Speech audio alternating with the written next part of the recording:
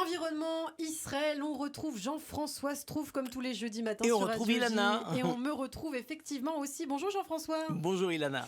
Savoir où se situe le carbone à la surface de la planète, dans ses sous-sols, dans les océans, est devenu une donnée vitale. Mais encore faut-il avoir une technologie relativement fiable pour en dresser la cartographie pratiquement. Alors comment c'est possible? Expliquez-nous. Allez, Albo Climate, c'est eux qui l'expliquent. Firme composée principalement de spécialistes israéliens des technologies associés à des experts du secteur de l'environnement, ce qui somme toute est logique, a choisi de lutter contre le réchauffement de la planète en essayant de cartographier l'ensemble des zones de carbone sur cette planète. Donc une société très jeune, créée en 2019, basée à Tel Aviv. Et ils utilisent des données provenant de différents capteurs. Et ils utilisent aussi l'intelligence artificielle, IA. Alors comment ça fonctionne exactement? Dites-nous tout. Alors la compagnie combine l'intelligence artificielle et les données satellitaires dans le cadre d'une méthode susceptible de mesurer l'absorption de carbone sur Terre et en mer. Donc rassemble toutes ces données, les fusionne, repère où est le carbone et puis calcule, par exemple en mesurant le diamètre des troncs d'arbres pour calculer l'augmentation de la biomasse ou en prélevant des échantillons de sol pour les faire analyser par des labos. Tout ça est consolidé et on a une cartographie à peu près exacte, à très peu de distance près d'où est situé le carbone sur la planète. Alors quel est l'avantage de faire appel justement à l'intelligence artificielle, Jean-François, par rapport à ce que pourrait apporter un traitement uniquement manuel? Alors c'est un peu la question, si vous voulez, quand on a créé l'ordinateur, qui arrivait à réunir des données énormes en quantité énorme, on est dans la même logique, c'est-à-dire ce que des milliers d'êtres humains pourraient calculer.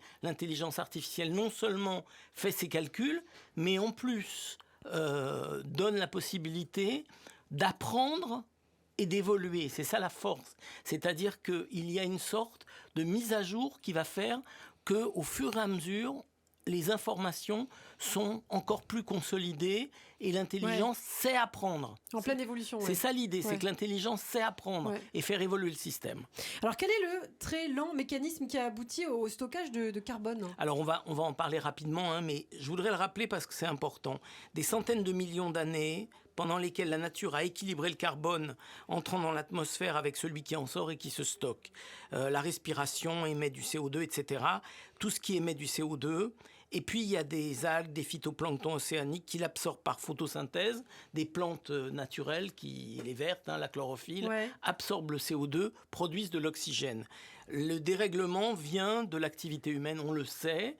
Et donc on essaye de retrouver ces mécanismes qui se sont déroulés sur des millions d'années, on essaye de les retrouver pour mieux comprendre comment le carbone est stocké et qu'est-ce qu'on peut faire de ce stockage. Alors, quelle sera la suite des développements, Jean-François? Est-ce qu'il y aura une suite? Oui, il y a une suite toujours d'évolution dans les startups. Ils ne s'arrêtent pas là et puis ils disent tiens, on a fini, allons prendre un pot pendant 3 mois et attendons. Non. Albo travaille actuellement sur un outil qui permettrait de mesurer la séquestration du carbone dans l'océan pour des initiatives telles que les exploitations de laminaires. Laminaires, ce sont ces grandes algues qui font des forêts. Et donc, c'est ça l'idée, c'est de pouvoir utiliser le pouvoir des algues. Retenez bien le travail sur les algues. Je suis le nez dedans, j'ai fait énormément de recherches. On avait déjà parlé sur cette antenne. Sur les algues, je suis un fanat d'algues. Donc, on va être appelé à reparler des algues dans cette même émission. Vous aimez bien les sushis? Oui, absolument. Mais j'aime bien les algues sur les strands, quand on les voit là sur la plage, là, accrochées à leurs rochers. C'est ça que j'aime. Eh bien, merci beaucoup Jean-François Strouf. Jean-François, vous le savez, on le retrouve tous les jeudis matin sur Radio J. Jeudi prochain. Et à jeudi prochain.